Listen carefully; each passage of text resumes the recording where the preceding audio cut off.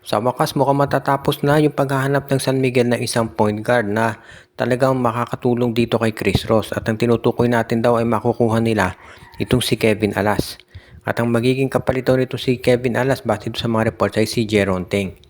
So Kevin Alas for Jeron Teng daw yung magiging palitan dito ng kanilang lineup at sa tingin ko parehas na makakatulong to sa mga teams. Sa panig ng San Miguel yung pagkuha kay Kevin Alas para resolve na yung problema nila sa mga gwardiya. At syempre kapag nandiyan na si Alas, iyan yung magiging number 1 point guard nila. At yan ang magiging okay na okay yan kasama itong si Chris Ross at si Chris Rosales. Sa ngayon, ito namang NLEX, makukuha nila si Jeron Teng, magkakaroon sila ng isang scorer at hindi na nila kinakailangan umasa na lamang kay Robert Bolick at kay Shawnee Winston. Kaya sa tingin ko ito talaga yung magiging okay na para dito sa koponan ng Rain or Shine Elasto Painters. Wala naman tayong nakikita rin na magiging masyadong problema pagdating dito sa gagawing adjustment ng Rain or ditong San Miguel Beer. Dahil ito si Kevin Alas nakita naman natin nung naglaro yan sa Gilas.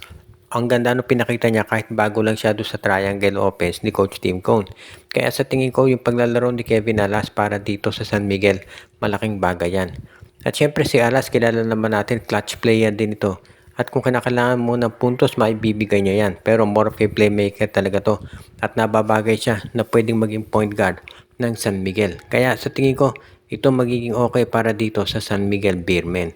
Ngayon, kung sakasakali na ito si Kevin Alas mapunta sa San Miguel, sa tingin ko, isa yan doon sa mga magiging pinakamahusay na transactions na gagawin ng Beermen dahil ito talaga yung kinakailangan nila, isang point guard. Samantala naman, mababawasan sila doon sa wings katulad ni Jeron Teng pero meron pa naman silang ibang players na ma-acquire talaga at mabibigyan sila ng mga minuto. Natalo na naman itong Terra Firma Jeep sa Rain or Shine Elasto Painters. 4 na sunod na yung talo ng Rain or Shine Elasto Painters or rather itong Terra Firma Jeep. At marami nagtatanong ano ba ang nangyari dito. Yung import nila na si Ali, no, ang laki ng binagsak ng laro. Tandaan niyo, nagkaroon dito ng game na naka 50 points. Yun yung naka 3 game winning streak itong Terra Firma. Pero ngayon, 4 na sunod na yung talo nila. At marami nagtatanong ano ba talaga nangyayari dito sa Terra Firma? Bakit ang laki sobra nung binabagsak ng kanilang performance? Kaya nga may mga nagtatanong talaga na baka itong itong Terra Firma Jeep ay talaga nag-i-struggle na sobra at hindi na malaman ang gagawin dito sa kanilang roster.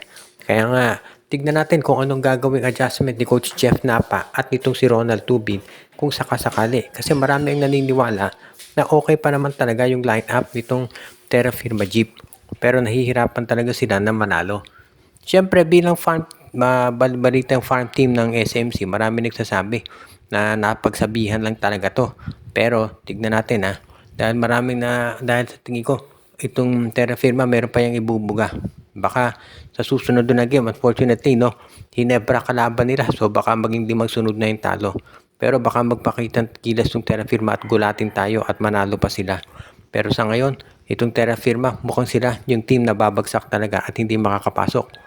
So yung mga mai-eliminate ngayon, mukhang itong Macau Black Knights, Blackwater Bossing, Terra Firma Jeep at isa na lang.